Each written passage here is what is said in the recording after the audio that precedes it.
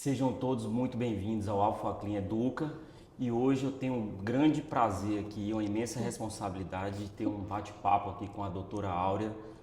E a doutora Áurea é uma endocrinologista já consagrada aqui em Porto Velho, uma pessoa que eu tenho uma amizade muito grande. O Alpha Clean Educa é um espaço onde nós iremos bater um papo aqui do ponto de vista médico, técnico, mas também sempre trazendo informações relevantes para os pacientes, para as pessoas. Doutora Áurea, seja muito bem-vinda e eu gostaria que aqui ao iniciar a nossa conversa, você contasse um pouquinho da sua história, a sua jornada, né, para as pessoas que não a conhecem, né, quem que é a doutora Áurea Nascimento. Em primeiro lugar, eu gostaria muito de agradecer o convite, a oportunidade da gente estar conversando, né? E o que eu puder passar de informações às pessoas, pacientes ou não, e que tenham acesso a esse Alpha Clean Educa, eu estou muito feliz por isso. João, eu sou de Campina Grande, Paraíba, né? Eu sou formada pela Universidade Federal de Campina Grande, hoje é Federal de Campina Grande, na época era Campus 2, Universidade Federal da Paraíba. Minha residência médica eu fiz lá no Nordeste, em Recife, em Campina Grande, clínica médica e endocrinologia. E quando eu terminei a residência, eu vim fazer um concurso aqui, né? E acabei ficando, isso no ano de 95, 96, tá? E aqui estou desde essa época. E eu sou muito grata pelo Estado, sou muito grata às pessoas que cruzaram o meu caminho e durante toda essa minha trajetória que eu estou aqui no Estado. Maravilha.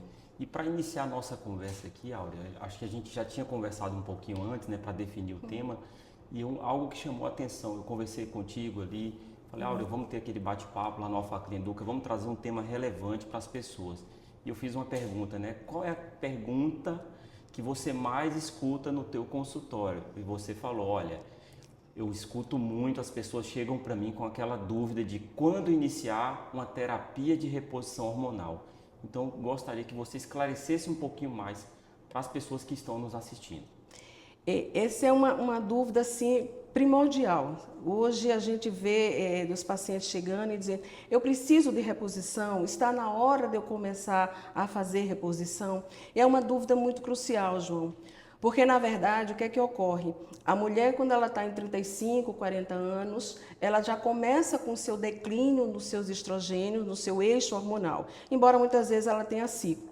Então, não esperar que aquela paciente pare de menstruar, porque quando para de menstruar já é a menopausa, propriamente dito, mas 10 anos antes ela já começa a dar indícios de que está tendo um declínio no seu eixo hormonal, na sua curva de estrogênio. Então é necessário que a 35, 40 anos ela já comece a fazer suas avaliações prévias para que a gente possa otimizar, que é aproveitar o que ela ainda tem, ou fazer propriamente a reposição hormonal. Então, você está dizendo aqui, né, de uma maneira bem clara para que todos entendam, que existe uma janela de oportunidade. E as pessoas não podem perder essa janela. Eu não vejo isso ser muito divulgado nas mídias.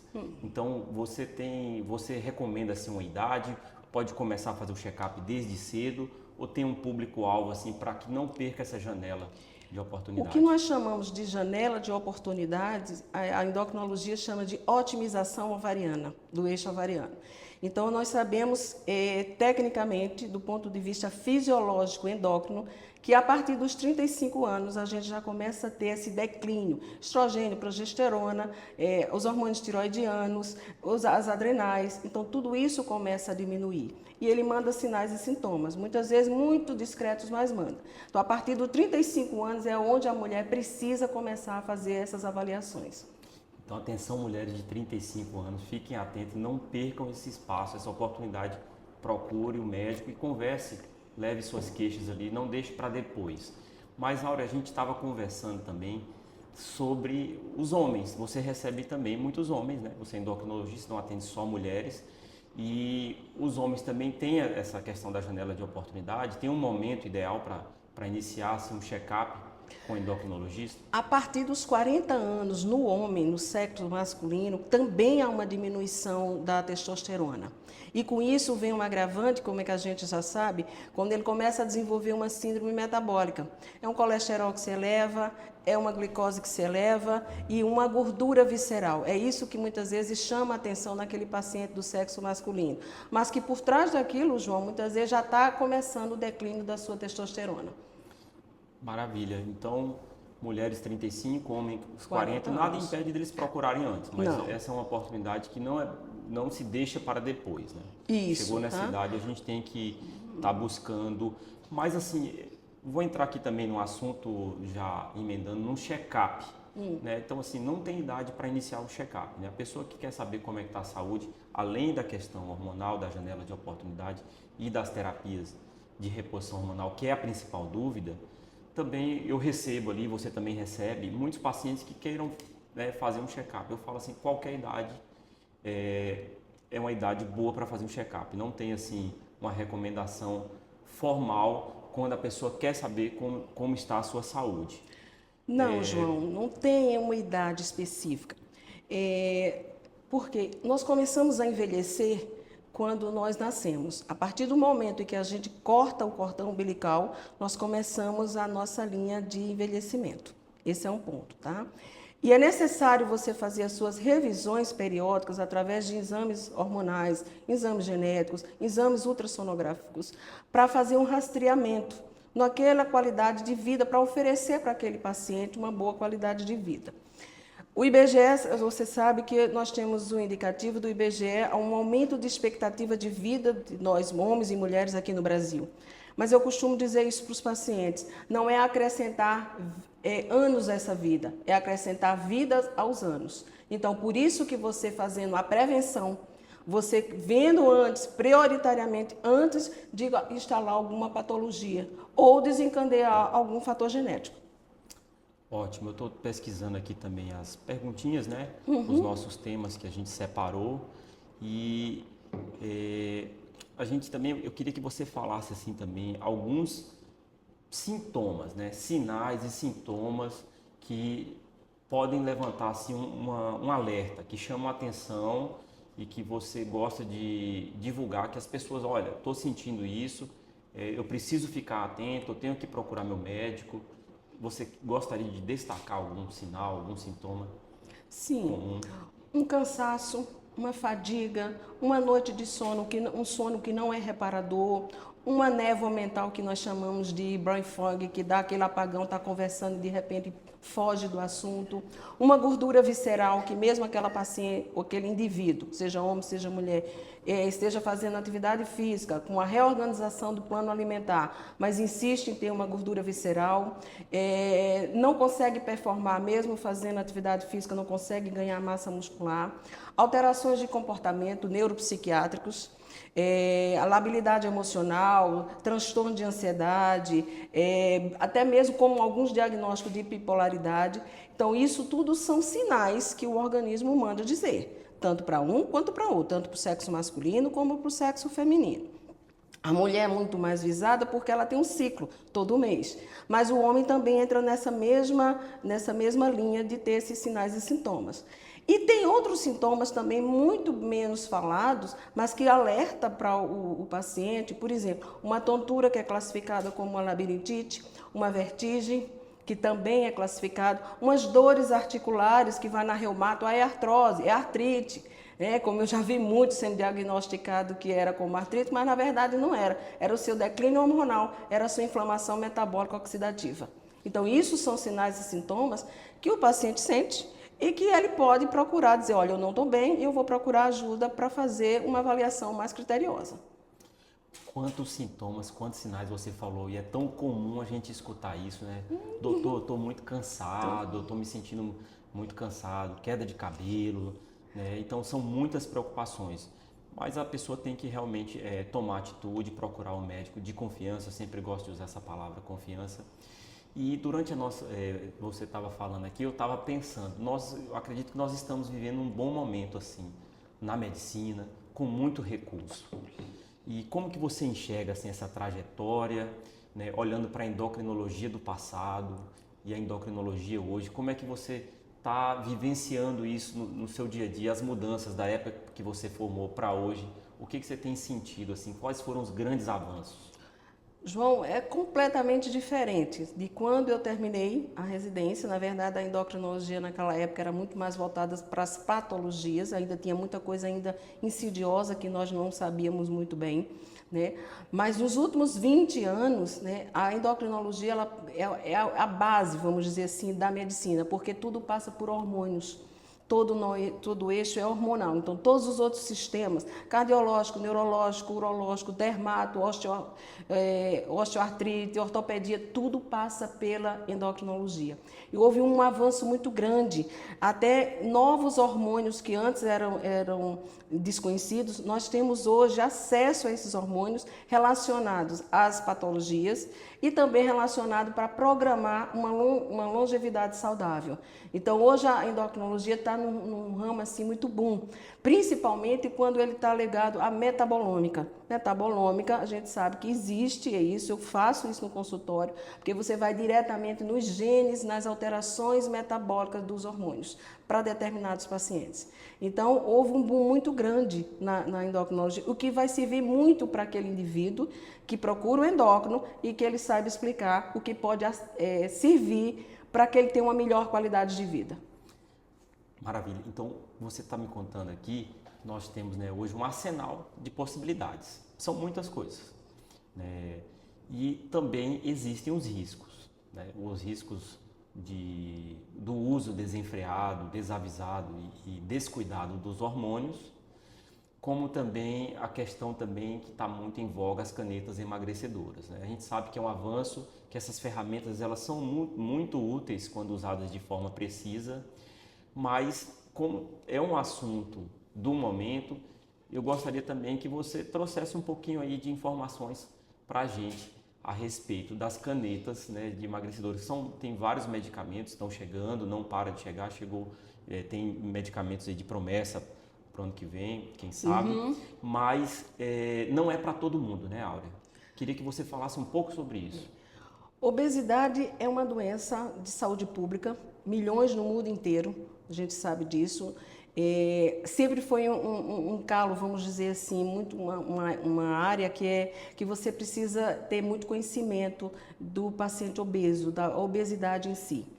As canetinhas emagrecedoras, que nós chamamos de incretinas, que ela vai atuar em hormônios a nível de intestino e a nível de estômago, GLP-1, que é o liraglutida, a semaglutida, e agora nós temos as tirzepatidas. E nós estamos na fase 3 da mais moderna, que é o risepratida, que vai ser lançado o ano que vem. E esperamos que sim, que o FDA possa aprovar, mas está na fase 3. Então, ela vem nos ajudar consideravelmente. No entanto, como tudo que mexe com hormônios, nós temos que ter um contraponto, nós temos que ter muita cautela, tá? Porque a gente precisa ver o pâncreas desse paciente, o índice de massa corpórea, quais são os riscos que podem ocorrer, se ele tem algum fígado esteatótico considerável, tá? E, sobretudo, a microbiota e a microbiota intestinal, porque passa via da microbiota intestinal. Então, é fundamental que, antes de iniciar, não é só o paciente ter um sobrepeso, não é só o paciente ter um tecido visceral. Ele precisa ver como é que está esse processo inflamatório lá pela microbiota para que aquilo possa ser melhor, ele possa ser melhor aproveitado. Então, tem que ter muita cautela para que evite, João, que eu tenho visto muito, as iatrogenias dentro da medicina. Esse é um tema bastante delicado, bastante polêmico. E eu estava aqui, né, mais uma vez você estava falando, eu estava pensando, eu queria que você contasse um pouquinho, assim, como que é o perfil do paciente, por exemplo, aquele paciente que lhe procura e que tem sucesso no tratamento. Então, assim, ele procura lá, ele está com sobrepeso, ou ele está com obesidade, ele está um pouco cansado, ele está se sentindo, né, que ali a questão hormonal não está muito legal, possivelmente, e que você começa a atendê-lo, faz um acompanhamento e fala assim, poxa, esse paciente é um perfil de sucesso, né? Então ele está fazendo as coisas corretamente. E, em contrapartida, qual é o perfil que não dá certo? Seria o paciente que não faz acompanhamento, que abandona. Queria que você falasse um pouco, né, do que você observa assim, a respeito desses pacientes, dessas pessoas. Eu vou fazer tipo um caso clínico que eu atendo para poder entender, para o paciente poder entender. Paciente de 45 anos, o índice de massa corporal é 33, o nível de gordura visceral pela composição biopedância está em 30, então tem uma considerável gordura visceral, uma massa muscular de 20, para ser do sexo masculino, então a gente sabe que ele está com o que a gente chama de síndrome metabólica, e provavelmente com esse tipo de perfil ele tem uma baixa de testosterona porque não consegue o testículo produzir, ou mesmo produz, mas não consegue chegar nos seus receptores. Tá? Então ele é um paciente obeso com pouco músculo. Com pouco, é o que a gente chama obesidade sarcopênica, que é a pior que existe. Entendi. Tá? Então a gente faz todos os exames laboratoriais, muitas vezes genéticos também, principalmente buscando a inflamação, marcadores inflamatórios que nós temos acesso de ter exames laboratoriais de marcadores inflamatórios. De posse disso, aí a gente monta, explica para ele como é que ele tem, como é que vai começar o tratamento dele, começando pela mudança do estilo de vida. Tá? Mudança no estilo de vida começa pelos seus grupos alimentares. Eu nunca falo de dieta.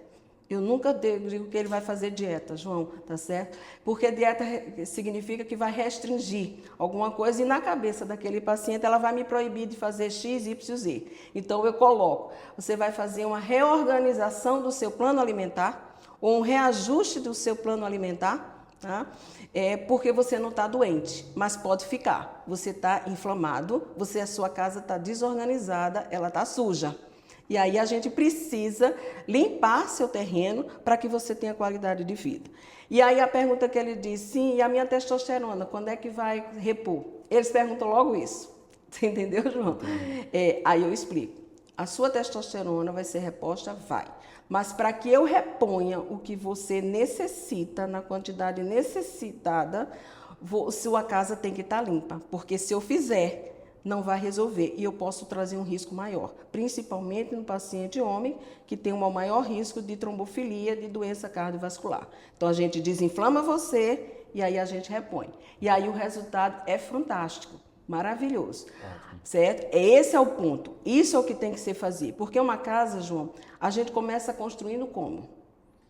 Então, ele primeiro ele tem que organizar a casa, né? Ele tem que fazer o dever de casa. Tem que fazer o dever. Tem que cumprir toda essa tarefa de desinflamar, checar, ver se tudo está bem, para depois, e não de cara, já na medicação. Né? Na medicação. Não o primeiro passo. Não o primeiro passo. Certo. E o que nós temos visto, muitas vezes, é o quê? Já de cara, já querer fazer o uso de hormônios. Que é uma ansiedade pelo resultado. Pelo resultado. Então, tá? a pessoa quer um resultado imediato, mas não está preocupado com a consequência. Isso é um risco. E muito.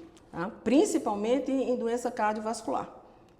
Entendido. E que é o risco maior na população masculina, né? Nos homens. Nos homens. Então, esse aí não seria um bom caminho, né? Já ir de cara para o hormônio. Então, fazer a tarefinha de casa primeiro, organizar a vida, para depois, aí sim, necessitando.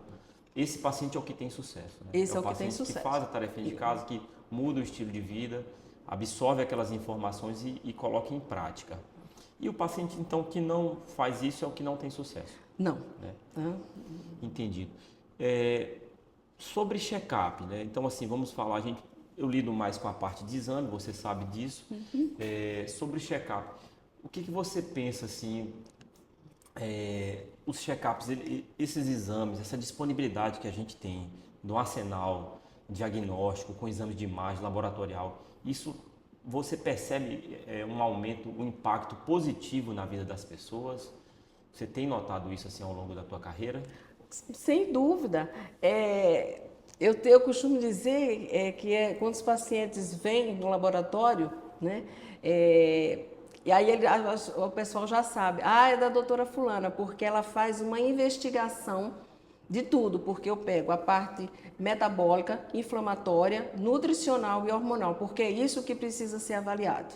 Aí eu associo, por exemplo, o paciente que tem um nível de gordura visceral que está 20, 30, então eu sei que ele tem um nível de esteatose extremamente elevado e ele pode ali estar fazendo esteatopancreatite.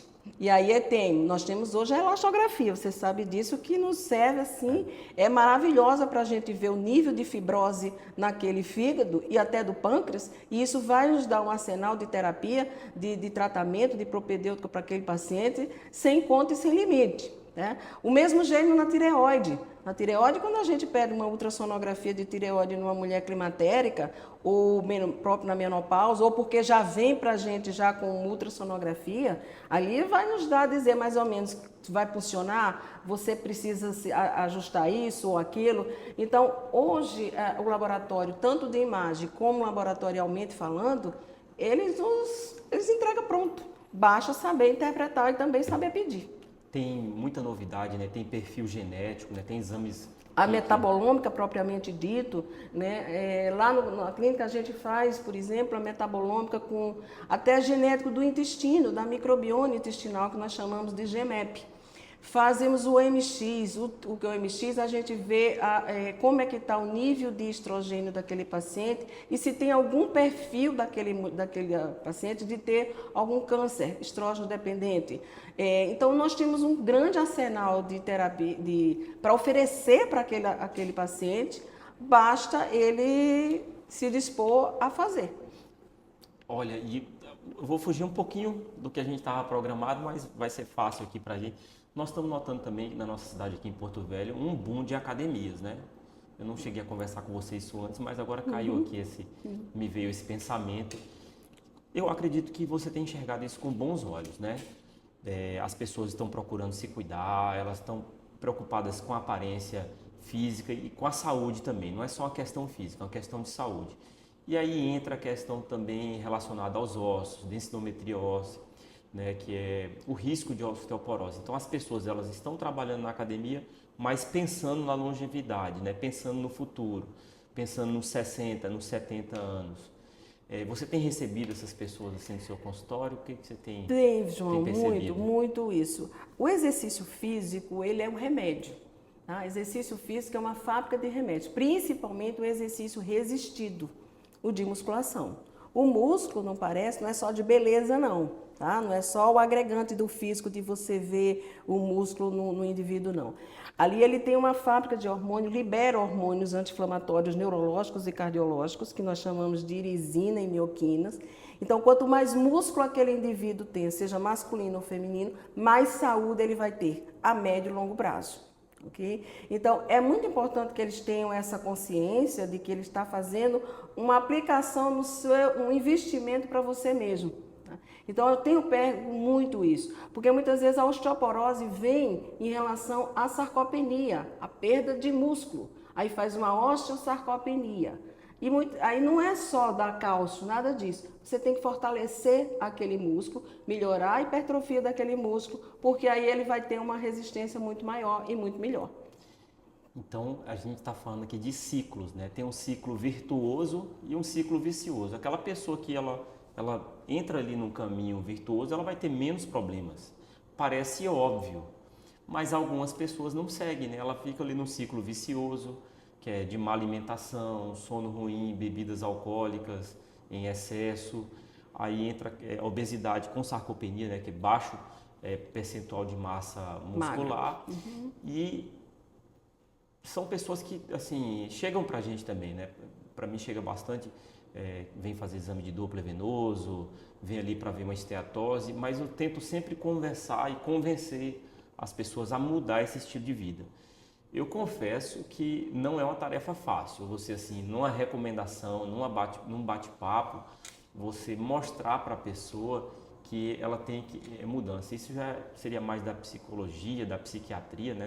Não é uma tarefa tão fácil para a gente, mas eu deixo claro, eu mostro para a pessoa, falo, olha, tá aqui um problema no osso, tá aqui um problema no joelho, um problema na veia. Eu mostro os riscos e dessa forma eu tento convencê-la a mudar. Você tem uma estratégia? Eu já estou te explorando um pouquinho. Eu queria saber se você tem uma estratégia aí para as pessoas para a gente convencer as pessoas a ir por esse ciclo virtuoso. Uhum. O que você costuma usar? João, a minha consulta demora 1 hora. Tá? É 1 hora que eu converso com o paciente. E à medida que eu vou conversando, aí eu vou percebendo o perfil de personalidade que aquele paciente tem. Isso é extremamente importante você saber, né? O estilo de vida dele, o dia a dia, como é que ele está, para você poder, quando a gente for conversando, e explicar para ele de maneira muito clara, muito sucinta, mas também que ele saiba o risco que ele está correndo, ele já fica mais com a orelha em pé. E nós temos uma equipe multidisciplinar, uma psicóloga de terapia comportamental sistêmica, a gente faz junto com aquele paciente, junto com a nutricionista, para que dê mais suporte para ele. Mas na consulta minha, antes de eu mandar para ela, eu já vou conversando com ele e já vou orientando, já vou mostrando. Você é casado? Você tem filhos? Você tem netos? Não tenho. Você não quer segurar seus netos? Você não quer brincar com seus netos? Você não quer viajar? Você não quer passear? Você não quer ter uma qualidade de vida? Porque saúde, João, não é ausência de doença, só isso. Saúde é você ter qualidade de ficar junto com os seus e viver da melhor maneira possível. Porque não adianta a pessoa ter 60, 70 anos e tomar um arsenal de medicação. Tá? Isso não é qualidade de vida. Tá? Aí, quando você toca nesse ponto, não quer brincar com seus netos, você não quer ter uma qualidade de vida, passear, viver, quero. Então, você comece a fazer o processo inverso, o caminho inverso. De melhor uma atividade física, começa aos poucos, uma caminhada, uma musculação e vai mudando. Porque, de fato, é uma vida inteira sedentária, uma vida inteira de maus hábitos, tá? E de uma hora para outra você ser cortado de tudo isso. Aí você tem que ter uma estratégia, vamos devagar, corta isso, vamos aquilo, e de repente ele altera aquele tratamento de uma maneira muito lúdica, muito boa. E aí você tem um paciente com qualidade de vida, bem satisfeito, para tocar a vida dele. Eu gostei muito dessa dica. Então você puxa muito para o lado familiar ali, mostrando o futuro, né? O futuro. Vislumbrando o futuro. Gostei bastante. Se possível, né, assim, sem citar nomes, você poderia, tem algum caso de paciente que chamou a atenção, alguma história curiosa que você gostaria de compartilhar aqui com a gente? Sim, essa é uma moça, ela é minha paciente há muitos anos, lúpica, tá? Ela chegou para mim tinha uns 130 quilos. Tinha uns problemas também de nível emocional, uns gatilhos emocionais, lúpicos, e ela vivia sempre com os gatilhos do lúpus emocional disparado. E a gente começou a conversar. Hoje a gente tem uma relação muito mais de amizade também. É minha paciente, mas eu mantenho amizade com ela.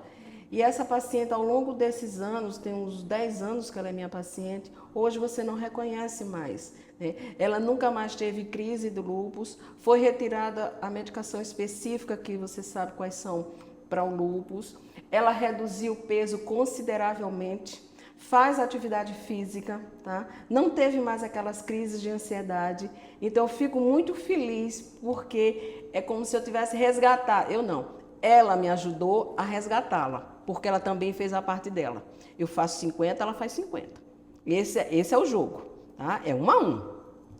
Então eu fico muito feliz quando eu vejo ela hoje do jeito que ela está. Você entendeu? Não, isso aí eu acredito que é extremamente gratificante, né? Porque é o bem, né? Você vê aquele resultado positivo, mas que, como você falou, existe uma relação, que a gente aprende na faculdade, relação médico-paciente forte, de confiança. De confiança. Entendeu? Então ela confiou no teu, acreditou, ela cumpriu a tarefa e o resultado foi maravilhoso. Vamos caminhar aqui quase que para o final, né? E eu queria aqui uma coisa mais rápida, assim, de mito e verdade. Não sei se você falou aqui, eu fiz. Separei aqui alguma coisa, a gente vai falar. Por exemplo, que o pessoal sempre pergunta: terapia de reposição hormonal. Hormônio sempre engorda? A palavra sempre é ruim, né? Mas hormônio engorda? Costuma engordar? As pessoas têm medo. Pelo contrário, tá? Quando tem uma deficiência de estrogênio, o estrogênio é um hormônio metabólico tanto quanto o de tireoide, tá? Quando começa a cair a curva do estrogênio dele a partir dos 35 anos, o que é que ocorre? 2 hormônios automaticamente eleva. Chama-se insulina e cortisol. Esses hormônios é o que faz engordar. À medida que você equilibra o eixo hormonal daquele indivíduo, daquela paciente, esses hormônios eles caem. E aí o estrogênio começa a atuar e ele começa a ter a seu equilíbrio normal. Mas o hormônio em si, ele não engorda. Pelo contrário, ele faz até diminuir peso. Maravilha. A gordura visceral vem por aí. Não tenham medo nesse sentido. Por exemplo, uma outra pergunta, né, que chegou também. É preciso esperar 1 ano sem menstruar para iniciar uma terapia de reposição hormonal, né? Aquelas mulheres que estão na perimenopausa, precisa? Não. Em absoluto, tá? A partir dos 35 anos, quando a gente já sabe que ela começa a ter uma queda e que você faz as suas avaliações hormonais dela, você começa a otimizar. Otimizar porque ela tem um ciclo menstrual. Então, a gente sabe que tem o estrogênio, tem progesterona, tem DHA, tem tudo ali atuando, mas em menor quantidade. E ela começa a dar sinais e sintomas. Uma gordura visceral, uma dor de cabeça, uma pele mais flácida, tá? Uma unha quebradiça. E o mais que incomoda, uma falta de libido, uma sequidão vaginal, porque aí a mulher começa a se tocar que não está muito bem. Então, você otimiza esse ovário. Você faz uma modulação para aproveitar o que ela tem e a gente estimular esse ovário a continuar trabalhando. Até no dia que realmente, fisiologicamente, ele parar de produzir. Mas aí ela não tem passado por todos aqueles processos tão desagradáveis que ocorrem. Então, esperar a mulher parar de menstruar, ela passar por todo o sofrimento, eu acho que isso se chama tortura. Bom, então o recado está dado. Ela tem que procurar o médico mais cedo, não esperar, né, fazer uma consulta, né, com o ginecologista, né, também, obviamente, a mulher já tem costume, mas também com o endocrinologista.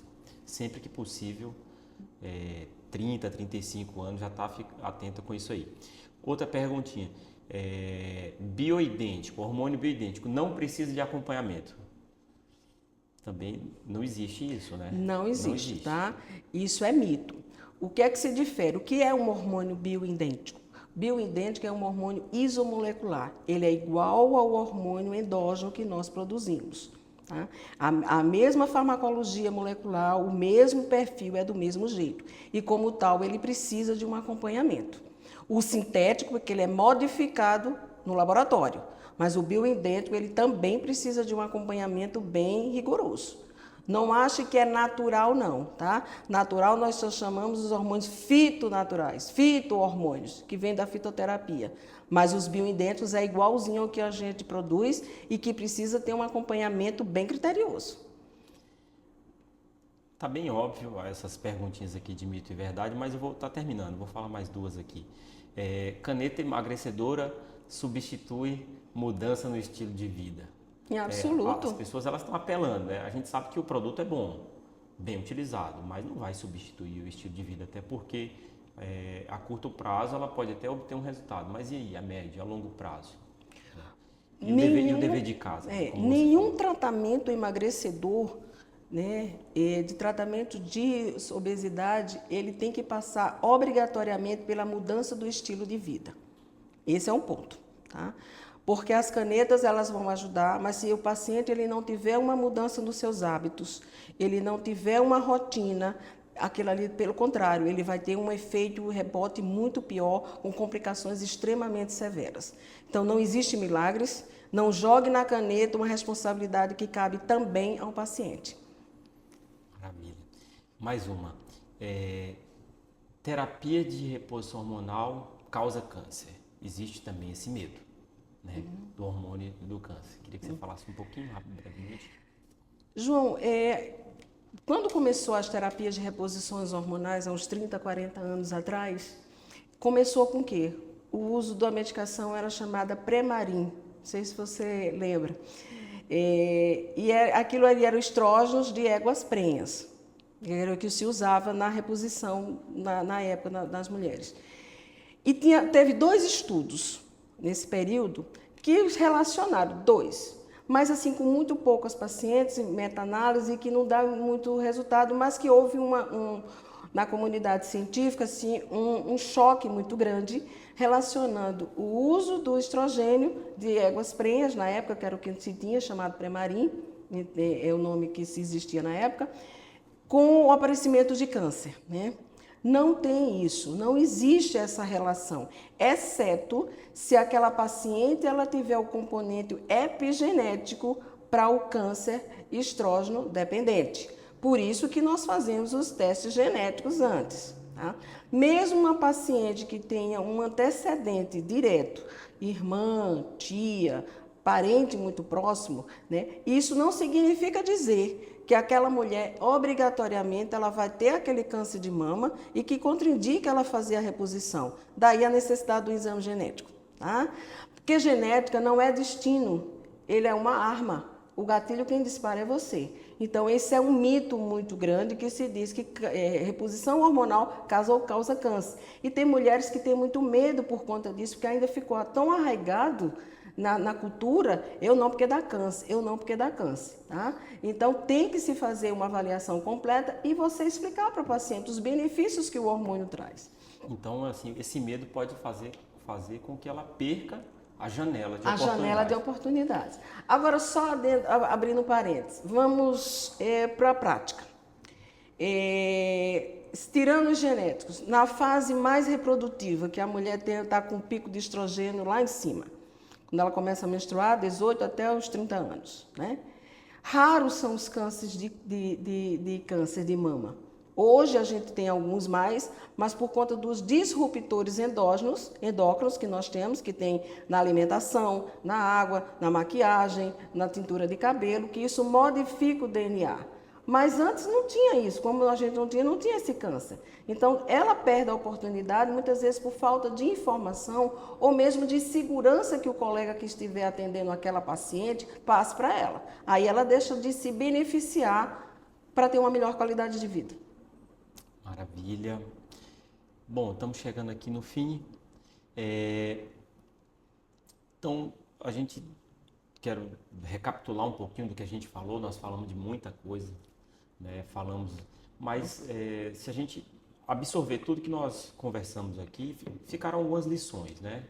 Procurar um médico para fazer o check-up, ter um médico de confiança, não deixar para depois, não esperar, né, essa coisa toda acontecer, principalmente nas mulheres, para procurar ali otimizar o ovário, como você falou, né? Você estimular os homens também, procurar não deixar lá muito para o fim, fazer os testes, fazer todo um check-up com um médico de confiança, um médico habilitado, para que conheça o perfil do paciente, solicite ali exames laboratoriais de qualidade, voltados não apenas para as queixas, mas pensando a médio e longo prazo, os exames de imagem também com segurança.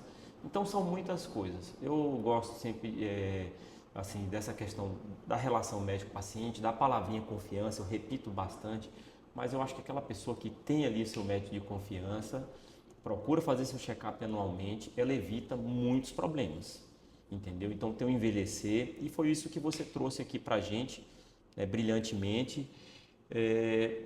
Você queria deixar alguma mensagem final de confiança aí para as pessoas que estão nos assistindo, né? Nós estamos aqui nesse quadro do Alpha Clean Educa, que nós iríamos procurar bater um papo descontraído, né, com temas técnicos, mas também trazendo informação clara para as pessoas. Fique à vontade para falar, tá? João, eu considero a saúde o maior patrimônio que a gente tem. Eu sempre fui dessa linha, desde quando eu era estudante. Então, como maior patrimônio, a gente tem que investir nisso. Então, quanto mais cedo você investir naquele patrimônio chamado saúde, de fazer de prevenção, mais qualidade de vida você tem. Até porque, João, o corpo da gente, esse aqui não é nosso. Então, se a gente não cuidar dessa casa aqui, que chama o corpo de saúde, ele pode ser despejado a qualquer momento. Mais cedo ou mais tarde, mas ele acaba sendo despejado. Por isso é bom se cuidar. Maravilha, Áurea. Olha, muito obrigado. Muito grato por ter aceitado o convite, compartilhado aqui esse conhecimento, né, essa sua simpatia, uma pessoa que eu admiro bastante e falo aqui abertamente, pessoalmente você já sabe disso. Eu sei. Então sou extremamente grato. Hoje era para a gente ter essa conversa há mais tempo, mas calhou hoje de dar certo. Então fica aqui mais uma vez o meu muito obrigado. E a vocês que estão nos assistindo, fiquem atentos que em breve teremos outros episódios de Alpha Clean Educa, mais pessoas aqui compartilhando o seu conhecimento. Obrigado, até a próxima. Valeu. Ô, João, obrigada, eu que agradeço.